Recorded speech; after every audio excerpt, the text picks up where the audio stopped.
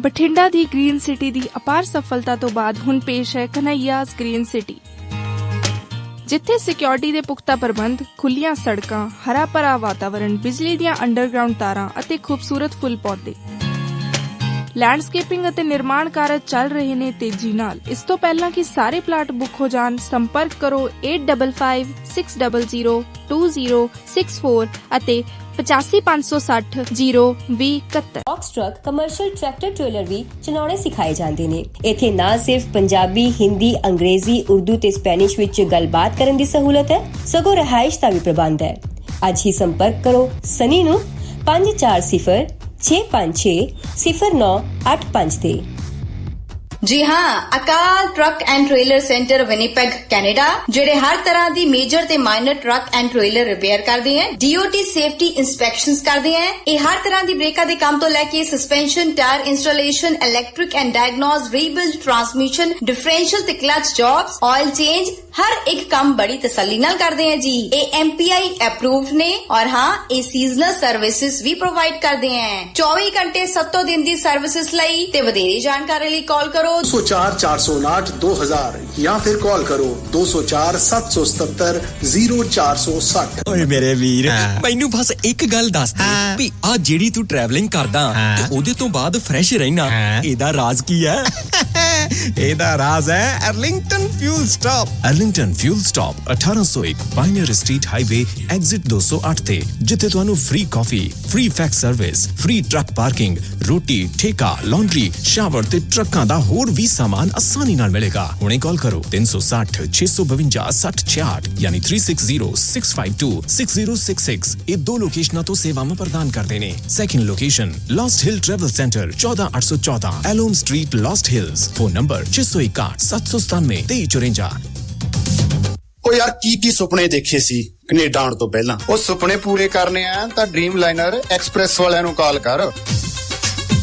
जी हाँ, Dreamliner express company Calgary, Alberta, Canada, जिन्हां नूं साफ सुथरे रिकॉर्ड ते 2 साला तजर्बे वाले ड्राइवर्स दी लोड़ है। इन्हां कोल कैलगरी, अल्बर्टा तो कैलिफोर्निया ते एरिजोना दे सिद्धे रन। इन्हां कोल ड्राई ते रीफर लोड भी है। Home return with in 5 days, by weekly ते चंगी तनख्वाह दिंदे आ। और हाँ, सिंगल ते टीम्स दोनां नूं हायर करदे ने। वधेरे जानकारी लई call 403 404 9501 403 404 9501। Dreamliner express company, Calgary, Alberta, Canada. Bathinda ਦੀ ਗ੍ਰੀਨ ਸਿਟੀ ਦੀ ਅਪਾਰ ਸਫਲਤਾ ਤੋਂ ਬਾਅਦ ਹੁਣ ਪੇਸ਼ ਹੈ ਕਨ੍ਹਈਆਜ਼ ਗ੍ਰੀਨ ਸਿਟੀ, ਜਿੱਥੇ ਸਿਕਿਉਰਿਟੀ ਦੇ ਪੁਖਤਾ ਪ੍ਰਬੰਧ, ਖੁੱਲੀਆਂ ਸੜਕਾਂ, ਹਰਾ ਭਰਾ ਵਾਤਾਵਰਣ, ਬਿਜਲੀ ਦੀਆਂ ਅੰਡਰਗਰਾਉਂਡ ਤਾਰਾਂ ਅਤੇ ਖੂਬਸੂਰਤ ਫੁੱਲ ਪੌਦੇ। ਲੈਂਡਸਕੇਪਿੰਗ ਅਤੇ ਨਿਰਮਾਣ ਕਾਰਜ ਚੱਲ ਰਹੇ ਨੇ ਤੇਜ਼ੀ ਨਾਲ। ਇਸ ਤੋਂ ਪਹਿਲਾਂ ਕਿ ਸਾਰੇ ਪਲਾਟ ਬੁੱਕ ਹੋ ਜਾਣ, ਸੰਪਰਕ ਕਰੋ 8556002064 ਅਤੇ 8556602071। ਟਰੱਕਿੰਗ ਵਾਲੇ ਵੀਰੋ, ਧਿਆਨ ਨਾਲ ਸੁਣੋ। ਟਰੱਕ ਜਿੱਦਾਂ ਦਾ ਵੀ ਚਲਾਉਣੇ ਹੋ, ਮੈਨੂਅਲ ਜਾਂ ਆਟੋਮੈਟਿਕ, ਕੁਇਕ ਟਰੱਕ ਲਿਊਬ ਚੇਤੇ ਆਹੀ ਨਾ ਰੱਖਿਓ। ਟਰੱਕ ਦੀ ਵਧੀਆ ਸਰਵਿਸ ਲਈ ਕੁਇਕ ਟਰੱਕ ਲਿਊਬ। ਲਓ ਜੀ, ਤੀਜੀ ਲੋਕੇਸ਼ਨ ਵੀ ਖੋਲਤੀ ਆ, ਐਗਜ਼ਿਟ 579 ਫਰਮ ਹਾਈਵੇ 401 ਇਨ ਨਾਪਨੀ। ਆਹੋ ਜੀ, ਕੋਈ ਅਪਾਇੰਟਮੈਂਟ ਨਹੀਂ, drive through facility. Exit 579 firm highway 401 in ਨਾਪਨੀ। Quick truck lube, the one stop shop। 5196220660 ਜਾਂ quicktrucklube.com। QTL, because we care। Truck Lube।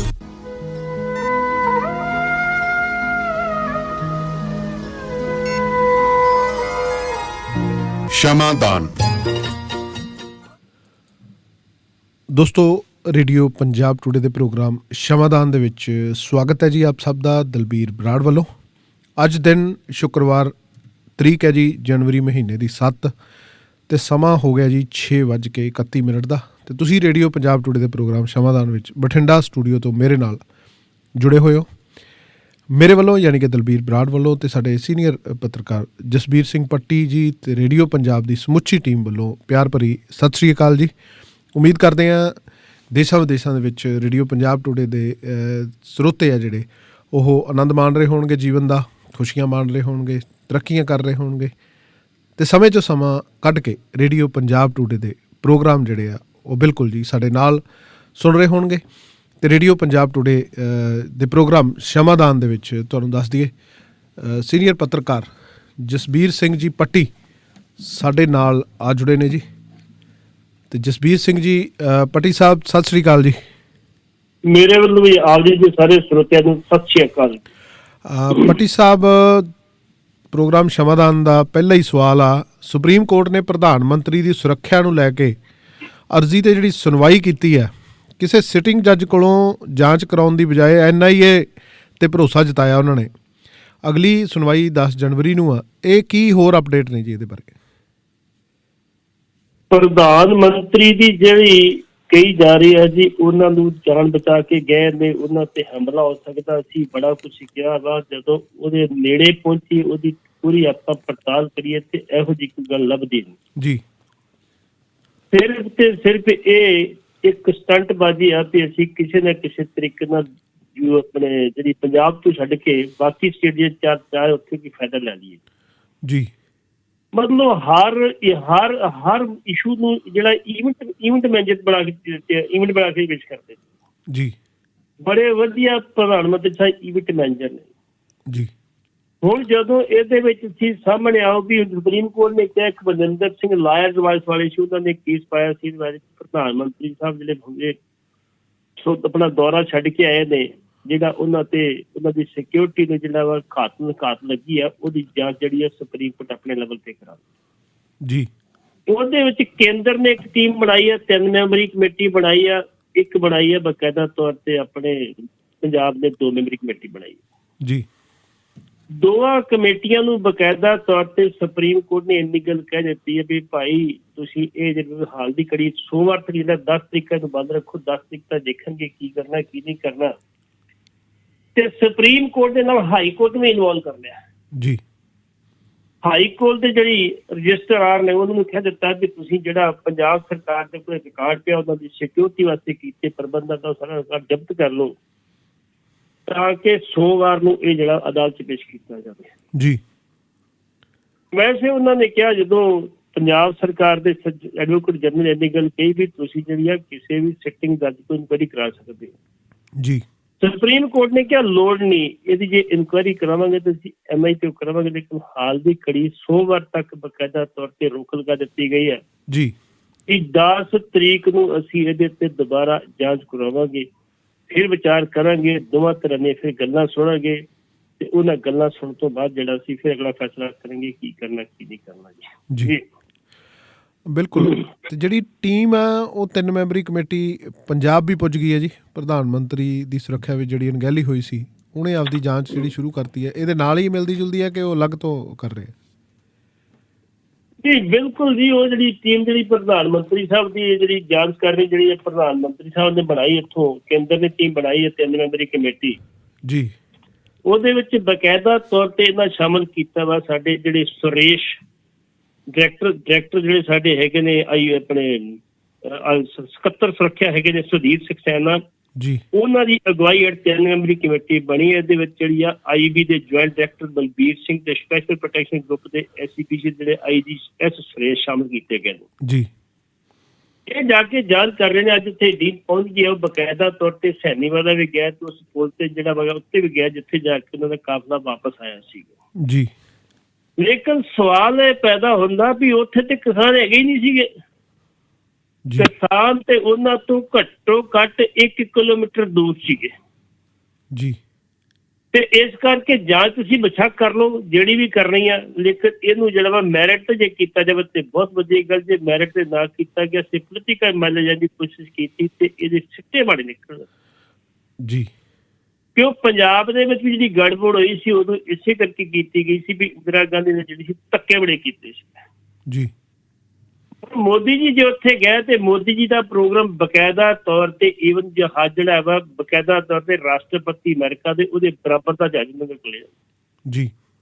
ਆਪਣੀ ਇਹ ਗੱਡੀ ਵੀ ਨਾਲ ਲੈ ਕੇ ਗਏ ਜਿਹੜੀ ਮਰਸੀ ਗੱਡੀ ਸੀ। ਮਰਸੀ ਗੱਡੀ ਉਹਦੇ ਵਿੱਚ ਇਹੋ ਜਿਹੀ ਗੱਡੀ ਹੈ ਜਿਹਦੇ ਵਿੱਚ ਨਾ ਬੰਬ ਦਾ ਕੋਈ ਅਸਰ ਹੈ ਤੇ ਨਾ ਕੋਈ ਬੁਲਟ ਦਾ ਕੋਈ ਅਸਰ ਹੈ ਤੇ ਈਵਨ ਉੱਥੇ ਜ਼ਹਿਰੀਲੀ ਗੈਸ ਦੇ ਉੱਤੇ ਕੋਈ ਅਸਰ ਨਹੀਂ ਹੈਗਾ ਜੀ। ਪਰ ਏਡੀ ਜ਼ਬਰਦਸਤ ਗੱਡੀ ਕਹਿ ਦੇ ਪੱਟੀ ਸਾਹਿਬ, ਉਹ ਜਿਸ ਗੱਡੀ ਦੇ ਵਿੱਚ ਉਹ ਦਿਖਾਏ ਗਏ ਆ ਉਹ ਫੋਰਚੂਨਰ ਗੱਡੀ ਸੀ ਟੋਇਟਾ ਦੀ ਕਾਲੀ। ਉਹੀ ਫੋਰਚੂਨਰ ਜਿਹੜੀ ਕਿ ਪਹਿਲਾਂ ਵੀ ਪ੍ਰਧਾਨ ਮੰਤਰੀ ਸਾਹਿਬ ਜਦੋਂ ਲੋਕਾਂ ਦੇ ਰੂਬਰੂ ਹੁੰਦੇ ਆ। ਤੁਸੀਂ ਕਹਿ ਰਹੇ ਹੋ ਲੇਕਿਨ ਜੋ ਕਿ ਇੱਥੇ ਆ ਰਿਹਾ ਅਖਬਾਰਾਂ 'ਚ ਆ ਰਿਹਾ, ਮੈਂ ਉਹਦੀ ਗੱਲ ਕਰ ਰਿਹਾ ਜੀ ਜੀ। ਬਕਾਇਦਾ ਤੌਰ ਤੇ ਕੱਲ ਇੱਕ ਅਖਬਾਰ ਨੇ ਸੰਪਾਦਕੀ ਲਿਖੀ ਸੀ, ਸੰਪਾਦਕੀ ਤੇ ਗੱਡੀ ਦਾ ਜ਼ਿਕਰ ਕੀਤਾ ਸੀ ਵੀ ਗੱਡੀ ਕਿਹੜੀ ਸੀ, ਮਰਸੀ ਮੈਵਿਕ ਐਸ, ਜਿਹਦੇ ਨਾਲ 650 ਗਾਰਡ ਵੀ ਚੱਲਦੇ ਇਹਨਾਂ ਦੇ ਦਿੱਲੀ ਲਈ। ਚਲੋ ਉਹ ਆਪਾਂ ਇੱਕ ਵੱਖਰੀ ਗੱਲ ਜੀ ਜੀ। ਹੁਣ ਚਲੋ ਉਹ ਗੱਡੀ ਜਿਹੜੀ ਤੇ ਮਰਜ਼ੀ ਗਏ ਨੇ, ਲੇਕਿਨ ਜਦੋਂ ਉੱਥੇ ਗਏ ਨੇ ਇਹਨਾਂ ਨੂੰ ਕਿਹਾ ਗਿਆ, ਜਦੋਂ ਉਤਰੇ ਹਵਾਈ ਜਹਾਜ਼ ਤੇ ਥੱਲੇ ਉਤਰੇ ਤੇ ਇਹਨਾਂ ਨੂੰ ਕਿਹਾ ਗਿਆ ਬਾਈ ਰੋਡ ਜਾਣਾ ਕਿ ਬਾਈ ਤੁਸੀਂ ਏਅਰ ਜਾਣਾ ਜੀ। ਜਿਹੜਾ ਐਸਡੀਪੀ ਦਾ ਮੁਖੀ ਐਸਪੀਸੀ ਦਾ ਇੰਚਾਰਜ ਸੀ, ਉਹਨੇ ਨਿਕਲ ਕਹਿਤੀ ਜੀ ਅਸੀਂ ਜਿਹੜੀ ਆ ਉਹ ਬਕਾਇਦਾ ਤੌਰ ਤੇ ਬਾਈ ਏਅਰ ਜਾ ਰਹੇ, ਸਾਡੇ ਕੋਈ ਹੈਲੀਕਾਪਟਰ ਇਹੋ ਜਿਹਾ ਜਿਹੜਾ ਲੈਂਦਾ ਵਾ ਅਸੀਂ, ਉਹ ਹੈਲੀਕਾਪਟਰ ਖਰਾਬ ਮੌਸਮ 'ਚ ਵੀ ਚੱਲ ਸਕਦਾ ਵਾ ਜੀ। ਲੇਕਿਨ ਅੱਧੇ ਘੰਟੇ ਬਾਅਦ ਉਹਨਾਂ ਨੇ ਬਕਾਇਦਾ ਤੌਰ ਤੇ ਆਪਣਾ ਪ੍ਰੋਗਰਾਮ ਬਦਲ ਗਿਆ ਤੇ ਮੰਤਰੀ ਬਾਦਲ ਨੇ ਇੰਨੀ ਗੱਲ ਕੀਤੀ ਜੇ ਰੋਡ ਜਾਣਾ ਤਾਂ ਤੁਸੀਂ ਅੱਧਾ ਘੰਟਾ ਵੇਟ ਕਰ ਲਓ, ਅਸੀਂ ਪੂਰਾ ਇਹ ਇੱਕ ਵਾਰੀ ਕਲੀਨ ਕਰ ਲਈਏ ਜੀ। ਲੇਕਿਨ ਪ੍ਰਧਾਨ ਮੰਤਰੀ ਸਾਹਿਬ ਇਹ ਗੱਲ ਮੰਨਣ ਨੂੰ ਤਿਆਰ ਨਹੀਂ ਸੀ, ਜਿਵੇਂ ਕਿ ਪਹਿਲੇ ਪ੍ਰੋਗਰਾਮ ਲਿਖਿਆ ਹੁੰਦਾ ਵੀ ਆਪਾਂ ਇਹ ਕੁਛ ਹੀ ਕਰਨਾ ਜੀ। ਬਕਾਇਦਾ ਤੌਰ ਤੇ ਪ੍ਰਧਾਨ ਮੰਤਰੀ ਸਾਹਿਬ ਕਹਿੰਦੇ ਅਸੀਂ ਉੱਥੇ ਸਿੱਧਾ ਘੰਟੇ, ਕਹਿੰਦੇ ਅਸੀਂ 10 ਮਿੰਟ ਵੇਟ ਨਹੀਂ ਕਰ ਸਕਦੇ। ਉਹ ਉੱਥੋਂ ਚੱਲ ਪਏ ਨੇ, ਰਸਤੇ ਦੇ ਵਿੱਚ ਜਿਹੜੇ ਕਿਸਾਨ ਸੀਗੇ DKU ਕਾਂਤਰੀਕਾਰੀ ਜੀ, ਜਿਹੜੇ ਹਰਦੀਪ ਸਿੰਘ ਫੂਲ ਗਰੁੱਪ ਦੇ ਸੀਗੇ, ਉਹ ਬਕਾਇਦਾ ਤੌਰ ਤੇ ਜਾ ਰਹੇ ਸੀ ਫਿਰੋਜ਼ਪੁਰ ਦੇ ਵਿੱਚ ਇੱਕ ਪੁਤਲਾ ਖਾਨ ਉਸੇ ਮੋਦੀ ਦਾ, ਉਹਨਾਂ ਨੂੰ ਜਾਣ ਨਹੀਂ ਦਿੱਤਾ ਤੇ ਉਹਨਾਂ ਸੋਚਿਆ ਵੀ ਇੱਥੇ ਆਪਾਂ ਪੁਤਲਾ ਖਾਦੇ ਜਿੱਥੇ ਖੜੇ ਆ ਤੇ ਉੱਥੇ ਟੋਲ ਪਲਾਜ਼ਾ ਸ਼ਾਇਦ ਹੈਗਾ ਮੇਰੇ ਖਿਆਲ ਜੀ। ਉੱਥੇ ਜਦੋਂ ਬੈਠੇ ਸੀ ਪੁਤਲਾ ਸਾੜ ਰਹੇ ਸੀ, ਫਿਰ SSP ਆਇਆ, ਉਹ ਕਹਿੰਦੇ ਜੀ ਪ੍ਰਧਾਨ ਮੰਤਰੀ ਸਰੂਪ ਤੇ ਆ ਰਿਹਾ, ਤੁਸੀਂ ਇੱਕ ਖਾਲੀ ਕਰ ਦਿਓ ਜਗ੍ਹਾ। ਹੁਣ ਉਹਨਾਂ ਨੂੰ ਥੋੜਾ ਸਮਾਂ ਲੱਗਣਾ ਸੀ ਕਿ ਪ੍ਰਧਾਨ ਮੰਤਰੀ ਸਾਹਿਬ ਉੱਥੇ ਚਲੇ ਗਏ ਤੇ ਜਾਣ ਤੋਂ ਬਾਅਦ ਉਹਨਾਂ ਨੇ ਕਿਹਾ ਵੀ ਇੱਥੋਂ ਉਹਨਾਂ ਨੇ ਕਹਿ ਦਿੱਤਾ, ਇਹ ਨਹੀਂ ਗੱਲ ਨਹੀਂ। 15 ਮਿੰਟਾਂ ਬਾਅਦ ਬਕਾਇਦਾ ਤੌਰ ਤੇ DGP ਨੇ ਉਹਨਾਂ ਦੇ ਜਿਹੜੇ SPS ਦੇ ਮੁਖੀ ਸਨ, SPJ ਮੁਖੀ ਸਨ ਜੀ, ਉਹਨਾਂ ਨੂੰ ਕਹਿ ਦਿੱਤਾ ਪਹਿਲਾਂ ਤੇ ਸਾਡੇ ਮੁੱਖ ਮੰਤਰੀ ਸਾਹਿਬ ਨੇ ਫੋਨ ਕੀਤਾ ਤੇ SGPC ਦੇ ਮੁਖੀ ਨੇ ਫੋਨ ਨਹੀਂ ਚੁੱਕਿਆ। ਫਿਰ DGP ਜਿਹੜੇ ਜਿੱਥੇ ਜਾ ਕੇ ਹੈਲੀਕਾਪਟਰ ਨਾਲ ਉਤਰਨਾ ਸੀ, ਜਿੱਥੇ ਰੈਲੀ ਸੀ, DGP ਸਾਹਿਬ ਜਿਹੜੇ ਚੱਟੋਪਾਧਿਆਏ ਸਾਹਿਬ ਉੱਥੇ ਸੀਗੇ ਤੇ ਉਹਨਾਂ ਨੂੰ ਫੋਨ ਕੀਤਾ ਤੇ ਉਹਨਾਂ SGPC ਦੇ ਮੁਖੀ ਨੇ ਕਿਹਾ ਨਹੀਂ ਗੱਲ ਵੀ ਇਹ ਗੱਲ ਹੈਗੀ ਹੈ, ਲਾਈਨ ਕਲੀਅਰ ਆ ਜੀ, ਰਸਤਾ ਸਾਫ਼, ਤੁਸੀਂ ਆ ਸਕਦੇ ਹੋ, ਚੱਲ ਸਕਦੇ ਹੋ ਇੱਥੋਂ। ਲੇਕਿਨ ਪ੍ਰਧਾਨ ਮੰਤਰੀ ਸਾਹਿਬ ਫੈਸਲਾ ਕਰ ਲਿਆ ਕਿ ਨਹੀਂ ਅਸੀਂ ਹੁਣ ਜਾਵਾਂਗੇ, ਨਹੀਂ ਵਾਪਸ ਜਾਵਾਂਗੇ ਇੱਥੋਂ ਜੀ। ਤੇ ਵਾਪਸ ਜਾ ਕੇ ਜੋ ਡਰਾਮੇਬਾਜ਼ੀ ਕੀਤੀ ਉਹ ਕੰਧ ਤੇ ਲਿਖਿਆ ਸੱਚ ਵੀ ਡਰਾਮੇਬਾਜ਼ੀ ਸੀ। ਹੁਣ ਇਹਨੂੰ ਇੱਕ ਈਵੈਂਟ ਦੇ ਤੌਰ ਤੇ ਵਰਤਣਗੇ, ਇਲੈਕਸ਼ਨ ਦੇ ਵਿੱਚ ਉਹਨੂੰ ਵਰਤਣ ਦੀ ਕੋਸ਼ਿਸ਼ ਜੀ ਕੀਤੀ ਜਾ ਰਹੀ ਹੈ। ਇੱਥੋਂ ਤੱਕ ਅਫਸੋਸ ਦੀ ਗੱਲ ਦਲਵੀਰ ਜੀ, ਬਕਾਇਦਾ ਤੌਰ ਤੇ ਹਾਲਾਤ ਖਰਾਬ ਕਰਨ ਦੀ ਗੱਲ ਕੀਤੀ ਜਾ ਰਹੀ ਹੈ।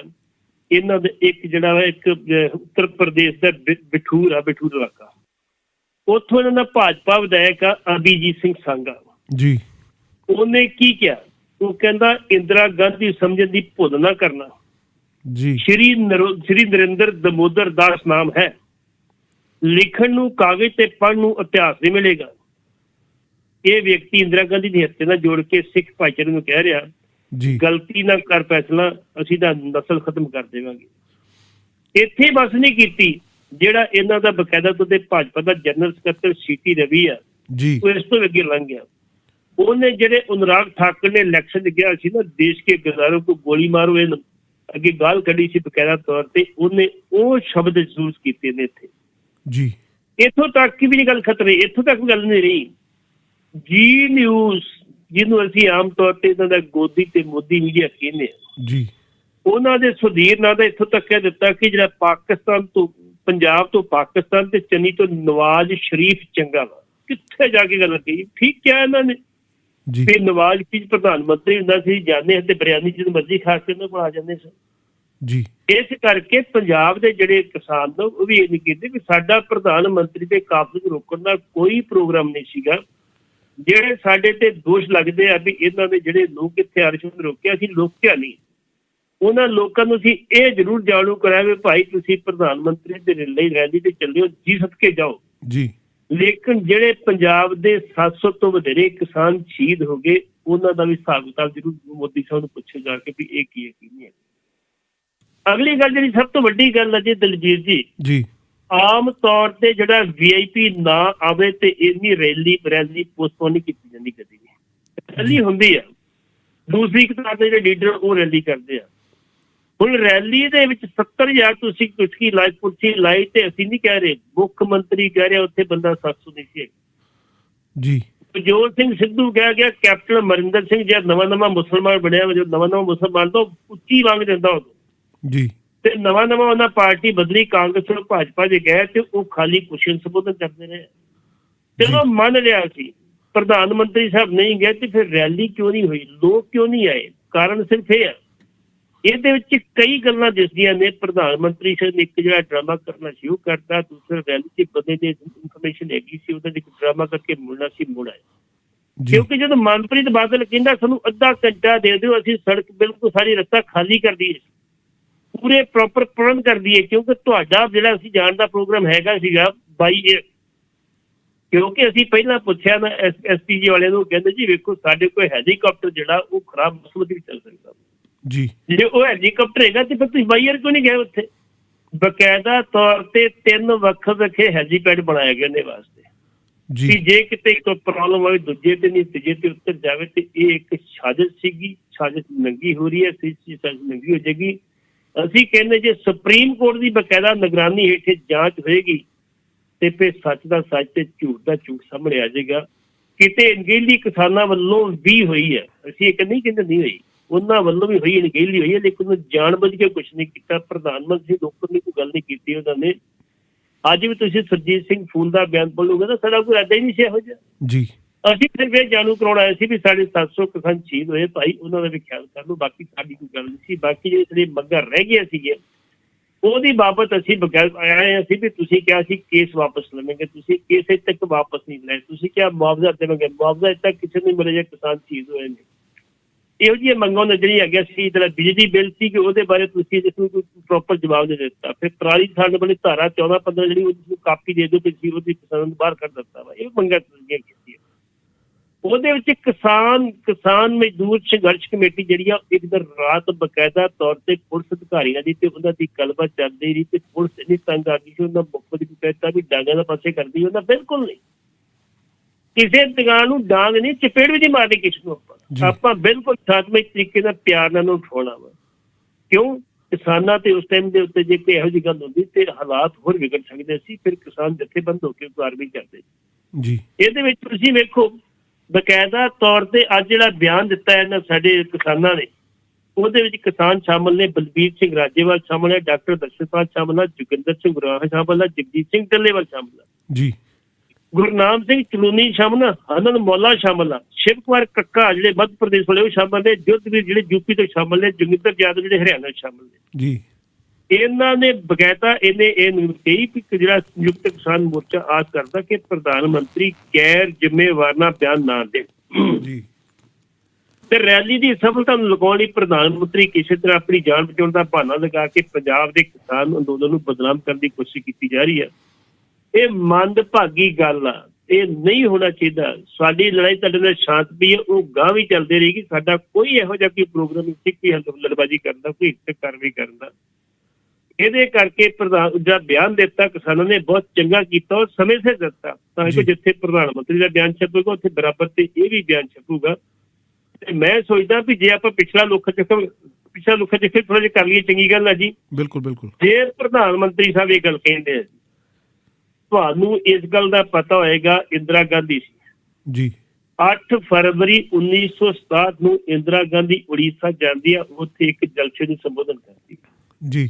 ਉਹ ਜਲਸੇ ਦੇ ਵਿੱਚ ਰੋੜੇ ਵੱਜਣੇ ਸ਼ੁਰੂ ਹੋ ਜਾਏ ਇੰਦਰਾ ਗਾਂਧੀ ਨੂੰ ਤੇ ਇੱਕ ਰੋੜਾ ਇੰਦਰਾ ਗਾਂਧੀ ਨੱਕ ਤੇ ਵੱਜਦਾ ਵਾ, ਲਹੂ ਨਿਕਲ ਆਉਂਦਾ ਤੇ ਇਮੀਡੀਏਟਲੀ ਫਸਟ ਏਡ ਕਰਕੇ ਉਹਨੂੰ ਕਿਹਾ ਜਾਂਦਾ ਤੁਸੀਂ ਸਟੇਜ ਦੇ ਪਿਛਲੇ ਪਾਸੇ ਬੈਠ ਜਾਓ ਜੀ। ਉਹ ਕਹਿੰਦੀ ਬਿਲਕੁਲ ਨਹੀਂ, ਮੈਂ ਸਟੇਜ ਤੇ ਬਿਲਕੁਲ ਸਾਹਮਣੇ ਬੈਠੂ, ਇਹ ਮੇਰੇ ਲੋਕ ਆਪਣੇ ਨੇ। ਲੇਕਿਨ ਉਹਨੇ ਕਿਸੇ ਦੇ ਖਿਲਾਫ ਮੁਕੱਦਮਾ ਨਹੀਂ ਦਰਜ ਕੀਤਾ, ਕੋਈ ਪੋਲੀਟੀਕਲ ਗੱਲ ਨਹੀਂ ਕੀਤੀ, ਕੋਈ ਜਾਨ ਨੂੰ ਖਤਰਾ ਨਹੀਂ ਦੱਸਿਆ ਉਹਨੇ ਜੀ। ਇੱਥੇ ਬਸ ਨਹੀਂ ਗਈ। ਤੁਸੀਂ ਵੇਖੋ 2005 ਦੇ ਵਿੱਚ ਡਾਕਟਰ ਮਨਮੋਹਨ ਸਿੰਘ ਬਕਾਇਦਾ ਤੌਰ ਤੇ ਗਏ ਸੀ ਜਿਹੜੇ ਆਪਣੇ JNU ਦੇ ਵਿੱਚ ਜੀ, ਜਵਾਹਰ ਲਾਲ ਯੂਨੀਵਰਸਿਟੀ ਵਿੱਚ। ਉੱਥੇ ਬਕਾਇਦਾ ਤੌਰ ਤੇ ਉੱਥੇ ਦੇ ਸਟੂਡੈਂਟ ਸੀ, ਉਹਨਾਂ ਨੇ ਪ੍ਰੋਟੈਸਟ ਕੀਤਾ, ਪ੍ਰੋਟੈਸਟ ਕਰਕੇ ਕਾਲੀਆਂ ਝੰਡੀਆਂ ਵਿਖਾਈਆਂ, ਇਹ ਆਪਣਾ ਭਾਸ਼ਣ ਕਰਕੇ ਆ ਗਏ। ਤੇ ਪ੍ਰਸ਼ਾਸਨ ਨੇ ਕੀ ਕੀਤਾ, ਉਹ ਵਿਦਿਆਰਥੀ ਫੜੇ ਤੇ ਉਹਨਾਂ ਦੇ ਮੁਕੱਦਮੇ ਦਰਜ ਕਰਤੇ ਜੀ। ਜਦੋਂ ਡਾਕਟਰ ਮਨਮੋਹਨ ਸਿੰਘ ਨੂੰ ਪਤਾ ਮਿਲਣ ਲੱਗਾ ਤਾਂ ਉਹਨਾਂ ਬਕਾਇਦਾ ਤੌਰ ਤੇ ਉਹਨਾਂ ਨੂੰ ਪ੍ਰਸ਼ਾਸਨ ਨੂੰ ਸੱਦ ਕੇ ਝਾੜ ਵੀ ਪਾਈ ਤੇ ਮੁਕੱਦਮੇ ਵਾਪਸ ਲੈਣ ਲਈ ਕਿਹਾ ਵੀ ਸਾਡੇ ਬੱਚੇ ਨੇ, ਜੇ ਉਹਨਾਂ ਦੀ ਲੋੜ ਸੀ ਕਿ ਪ੍ਰੋਟੈਸਟ ਕੀਤਾ, ਉਹਨਾਂ ਦਾ ਡੈਮੋਕ੍ਰੇਟਿਕ ਰਾਈਟ ਆ ਜੀ, ਤੁਸੀਂ ਇਹ ਗੱਲ ਕਿਉਂ ਕਰ ਰਹੇ ਹੋ?